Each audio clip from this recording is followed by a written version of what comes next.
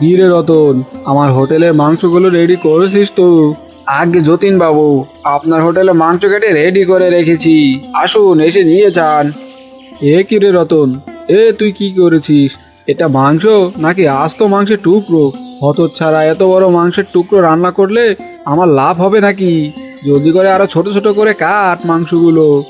এ কি বলছেন যতীন বাবু, এই সাইজ তো সবচেয়ে ছোট, এর থেকেও ছোট সাইজ করলে তো মাংস দেখাই যাবে না। মাংস দেখা না গেলে তোর সমস্যা কোথায় শুনি? তোকে মাংস সাইজ ছোট করতে বলেছি, জলদি করে কর ছোট, নয়তো তোর এই মাংস কিন্তু আমি আর নিব না, বুঝলি? আচ্ছা ঠিক আছে, আমি আরো ছোট করে কেটে দিচ্ছি।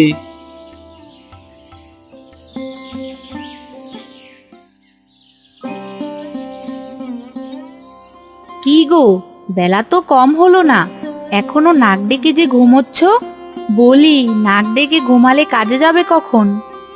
আরে তাই তো, বেলা তো অনেক হয়ে গেছে, আমি এখনই কাজে যাচ্ছি গিন্নি। হ্যাঁ গো, কাজে যাওয়ার আগে দুটো খেয়ে যাবে না?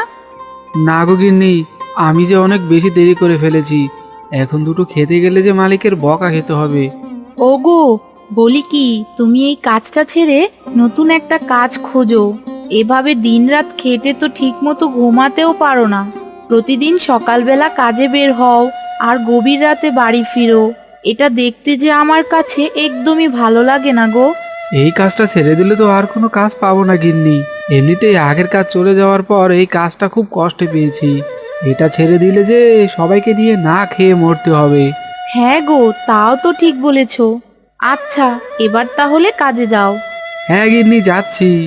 আজও কিন্তু কাজ শেষে রাতে বাড়ি ফিরবো, তুমি নিমকিকে নিয়ে ঘুমিয়ে পড়ো কেমন?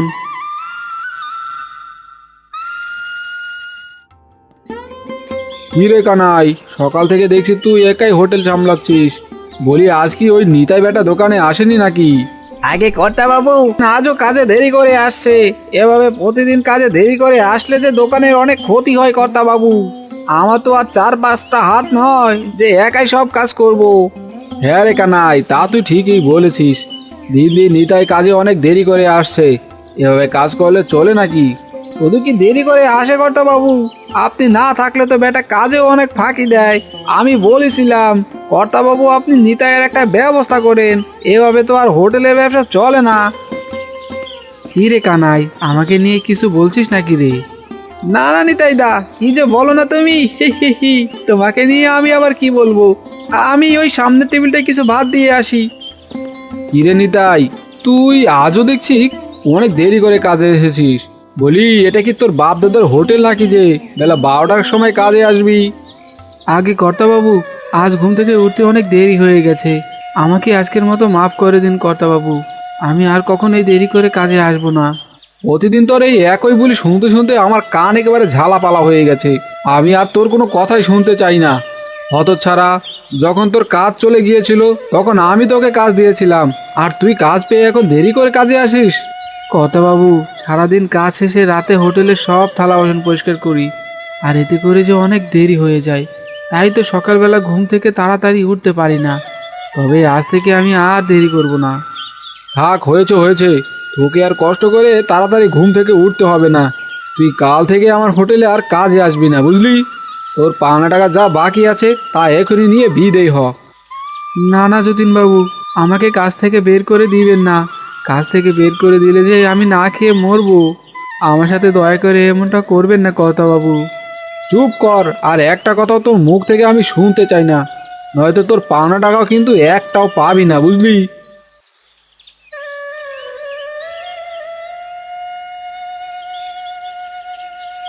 যেটা ভেবেছিলাম সেটাই হলো, কর্তাবাবু আমাকে শেষ পর্যন্ত কাজ থেকে তাড়িয়েই দিল, এখন যে কটা পাওনা টাকা দিয়েছে তা দিয়ে কদিনই বা সংসার চলবে। না না না, আমাকে আবারও নতুন একটা কাজ খুঁজতে হবে। এই যে বাবা, একটু শুনে যাও। আমি সেই কখন থেকে হাঁড়ি পাতিল বিক্রি করতে হেঁটেই চলেছি, কিন্তু কোথাও কোনো মানুষজন তেমন একটা দেখছি না। হাঁড়ি পাতিল বিক্রি করতে না পারলে আমার সংসার চলবে না। তুমি আমাকে একটু সাহায্য করতে পারবে বাবা? এই রে, এই বুড়িমা দেখছি এই বয়সে কত কষ্ট করে হাঁড়ি পাতিল বিক্রি করছে। আমি যদি তার কাছ থেকে কয়েকটা হাঁড়ি পাতিল কিনে নেই তাহলে তার অনেক উপকার হবে। হ্যাঁ বুড়িমা, পারবো। বলুন আপনার কি সাহায্য চাই। বলো তো বাবা, কোন দিকে গেলে আমার এই হাঁড়ি পাতিলগুলো বেশি বিক্রি করতে পারবো? আসলে আশেপাশে তেমন কোনো গ্রামও তো দেখছি না, তাই বললাম। বুড়িমা, আপনি সোজা আমার পেছনের রাস্তা ধরে গেলেই এই হাঁড়ি পাতিলগুলো বেশি বেশি বিক্রি করতে পারবেন। তোমাকে ধন্যবাদ বাবা, এবার আমি তাহলে আসি। দাঁড়ান বুড়িমা, আমারও কয়েকটা হাঁড়ি পাতিল লাগবে। আপনি আমাকে কয়েকটা হাঁড়ি পাতিল দিয়ে যান। সত্যি বলছো বাবা? তুমি আমার থেকে হাঁড়ি পাতিল কিনবে? ঠিক আছে, তুমি যেহেতু আমার প্রথম খদ্দের, তাই তোমার কাছে থেকে আমি কোনো লাভ করব না। আচ্ছা বুড়িমা, ঠিক আছে। এবার তাহলে আমাকে কিছু হাঁড়ি পাতিল দিন।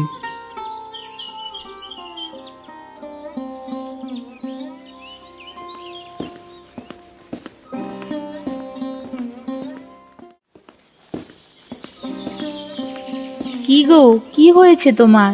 আজ তুমি এত তাড়াতাড়ি বাড়ি ফিরেছো যে? আর তোমার হাতে এই হাঁড়ি পাতিল কেন?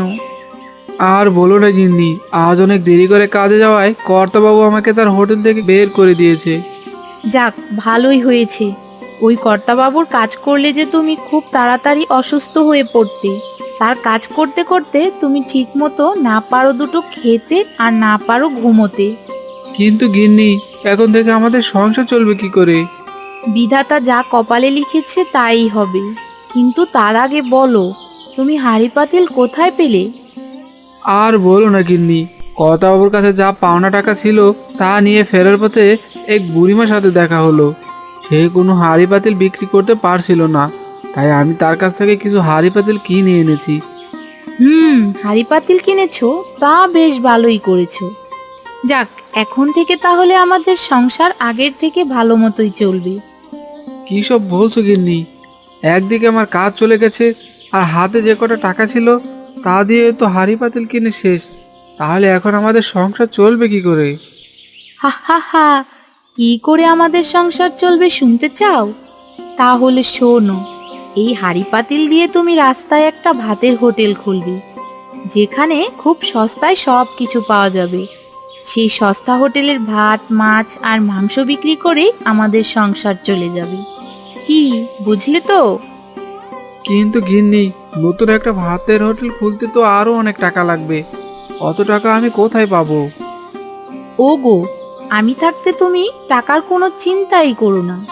শোনো, আমার যে সোনার বালা আছে না, তা মোড়ল মশাইয়ের কাছে রেখে কিছু টাকা আনবো, আর সেই টাকা দিয়ে তুমি নতুন একটা ভাতের সস্তা হোটেল খুলবে। আরে বাহ গিন্নি, তোমার মাথায় তো দারুণ বুদ্ধি আছে বলতেই হয় দেখছি। হা হা হা। হয়েছে হয়েছে, এবার তাহলে ঘরে চলো, তোমাকে দুটো খেতে দিচ্ছি। সকালে তো না খেয়েই চলে গেলে। হ্যাঁ গিন্নি, চলো, আমারও অনেক খিদে পেয়েছে।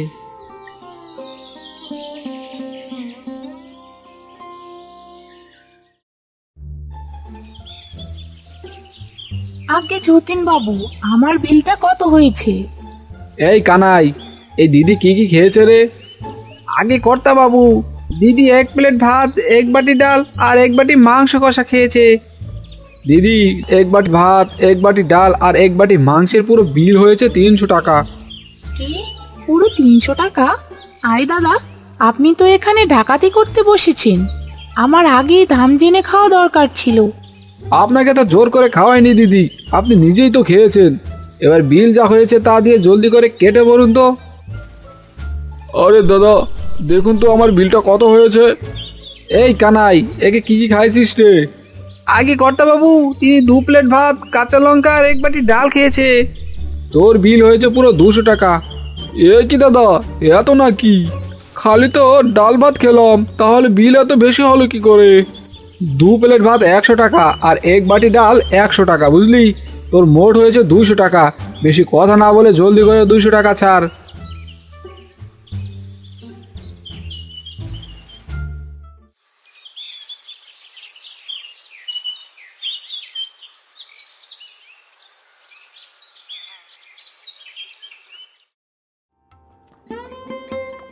এই ভাত আছে, ভাত ভাত, গরম গরম ভাতের সাথে আরো আছে ডাল মাংস। আসুন দাদা, আসুন বৌদি, গরম গরম ডালের সাথে সস্তায় মাংস ভাত খেয়ে যান। আসুন আসুন, জলদি করে আসুন, ফুরিয়ে গেলে কিন্তু আর পাবেন না। কি বললে বাবু, সস্তায় মাংস ভাত? তা কত সস্তায় বিক্রি করছো বাপু? আসুন খুড়ো, আপনার কাছ থেকে দাম আরো কমিয়ে রাখবো। সে কম না হয় রেখো বাপু, তা কত করে মাংস ভাত বিক্রি করছো সেটা আগে বলো তো বাপু। হে হে হে, বেশি না খুড়ো, গরম গরম এক থালা ভাত আর সাথে এক বাটি মাংস মাত্র 100 টাকায়। কি বললে বাপু, আবারও বলো তো, ঠিক মতো শুনতে পাইনি। হা হা হা, যা বলেছি তাই খুড়ো, ভাত আর মাংস মাত্র 100 টাকা। বলো কি, মাত্র 100 টাকায় মাংস ভাত? তা মাংস আবার পচা দিবে না তো বাপু? না না খুড়ো, একেবারে টাটকা মাংস, রতনদার থেকে কিনে আনা। হা হা হা, এসব কি বলছো বাবু? তাহলে জলদি করে আমাকে এক থালা ভাত আর এক বাটি মাংস দাও। অনেকদিন মাংস দিয়ে ভাত খাওয়া হয় না, আজ পেট ভরে মাত্র 100 টাকা দিয়ে মাংস ভাত খাবো। হ্যাঁ খুড়ো, এখনই দিচ্ছি। এই যে দাদা, এক বাটি ডাল দিয়ে ভাতের দাম কত? আমার কাছে মাত্র 200 টাকাই আছে। এই টাকায় কতটুকু ডাল ভাত পাবো? কি সব বলছেন দিদি, 200 টাকায় ডাল ভাত কেন? আপনি তো 200 টাকায় দুজনের মাংস ভাত পাবেন। 200 টাকায় মাংস ভাত? বলি, এটা কাকের মাংস নয় তো আবার? হি হি হি, না না দিদি, আমি ওই জগাইয়ের মতো কাকের মাংস বিক্রি করি না, আমি একেবারে দেশি ছাগলের মাংস বিক্রি করি, বুঝলেন? বলেন কি দাদা? তাহলে আমাকে এক্ষুনি দুজনের মাংস ভাত পার্সেল করে দিন।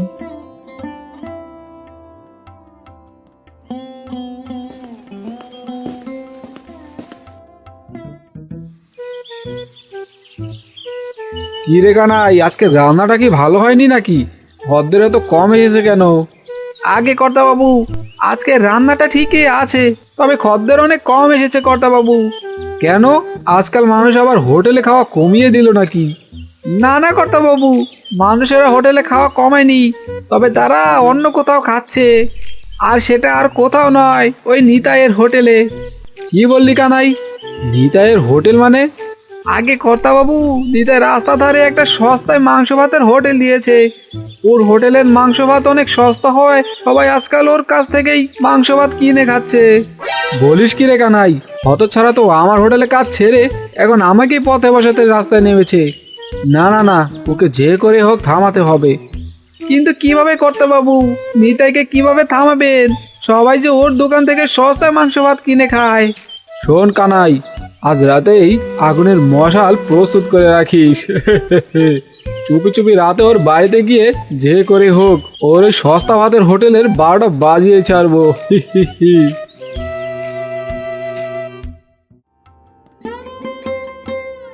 যাক বাবা, আজকের মতো তাহলে সস্তায় মাংস ভাত বিক্রি করা শেষ হলো। ভেবেছিলাম সস্তায় মাংস ভাত তেমন একটা বিক্রি হবে না, কিন্তু না, বিধাতা আমার দিকে চোখ তুলে তাকিয়েছে।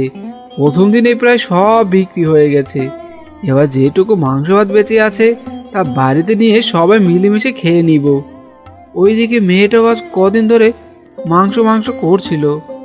আজ অনেকদিন পর নিমকিকে আমি মাংস দিয়ে ভাত খাওয়াবো। যাই, এবার জলদি করে বাড়ি যাই।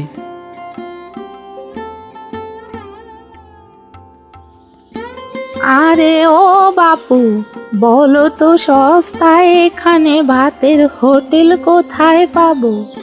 আসলে হাঁড়ি পাতিল বিক্রি করতে করতে খুব খিদে পেয়ে গেছে। আরে বুড়িমা, আপনি? আমার সাথে আবারও আপনার দেখা হয়ে গেল, যাক ভালোই হলো। কিন্তু আপনি যে আমাকে চিনতে পারলেন না। মনে পড়েছে তোমার কথা। আসলে বয়স হয়েছে তো বাপু, তাই প্রথমে তোমাকে চিনতে পারিনি। হ্যাঁ বুড়িমা, আমি সেটা বুঝতে পেরেছি, কিন্তু আপনি এই অবেলায় ভাতের হোটেল তো খোলা পাবেন না, আর খোলা পেলেও সেখানে কোনো খাবারও পাবেন না। সব হোটেলের খাবার যে এতক্ষণে শেষ হয়ে গেছে। বলো কি বাপু, সব খাবার বিক্রি হয়ে গেলে তো আজ আমাকে না খেয়েই থাকতে হবে। আর আমি বুড়ো মানুষ, না খেয়ে থাকলে যে অসুস্থ হয়ে যাব। আরে তাই তো, আপনি না খেয়ে থাকলে তো অসুস্থ হয়ে যাবেন বুড়িমা। আচ্ছা, আপনি একটা কাজ করুন, আমার কাছে কিছুটা মাংস ভাত বেঁচে আছে, আপনি এটা খেয়ে নিন। কিন্তু তুমি তুমি কি খাবে বাপু? আমাকে নিয়ে ভাববেন না বুড়িমা, দাঁড়ান, আমি আপনাকে মাংস ভাত দিচ্ছি। তোমাকে অনেক ধন্যবাদ বাবা, তুমি আমার অনেক বড় উপকার করলে। দাঁড়াও, এই নাও, এই চামচ দুটো তুমি রাখো। তোমাকে এই চামচ দেয়া ছাড়া যে ভাতের দাম দেওয়ার সাধ্য আমার নেই। হা হা হা, ঠিক আছে বুড়িমা, এই চামচে আমার কাছে অনেক, এবার তাহলে আমি আসি।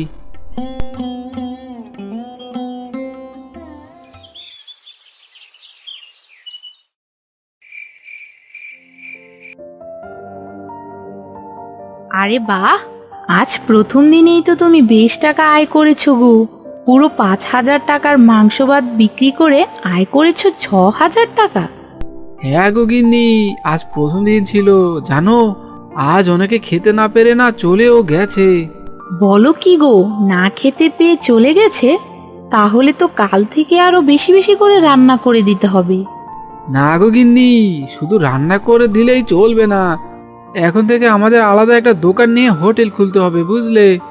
আরে তাই তো, তুমি তো দারুণ কথা বলেছো। আজ এমনিতেই সব খাবার বিক্রি করে ফেলেছো, এখন তো নিজেরা কোনো মতে জলমুড়ি খেয়ে আছি। এখন আর গাড়িতে করে সস্তায় মাংস ভাত বিক্রি করতে হবে না। এখন থেকে যতীন বাবুর মতো আমাদেরও একটা বড় ভাতের হোটেল খুলতে হবে। হ্যাঁ গিন্নি, তা তুমি বেশ বলেছ।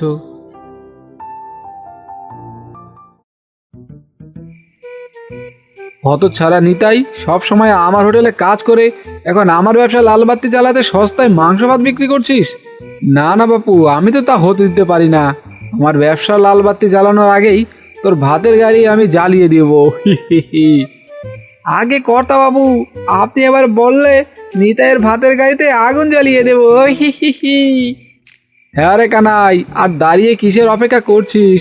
জলদি করে হতচ্ছাড়া নিতাইয়ের ভাতের হোটেলে আগুন ধরিয়ে দে। আগে কর্তা বাবু, এখনই দিচ্ছি।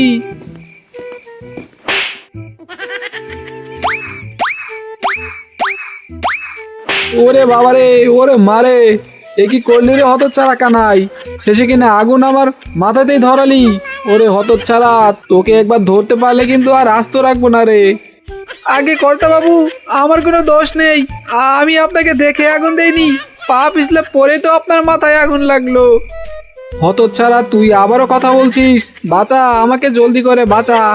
ওরে বাবারে, জ্বলে গেল রে, পুড়ে গেল, আমার শরীর একেবারে পুরো ছাই হয়ে গেল। হা হা হা, একেই বলে পরের ক্ষতি করতে গেলে সবার আগে নিজেরই ক্ষতি হয়। হা হা হা, যতীন বাবু পরের জন্য কুয়ো কেটে শেষে কিনা সেই কুয়োয় সে নিজেই পড়লো। হা হা হা।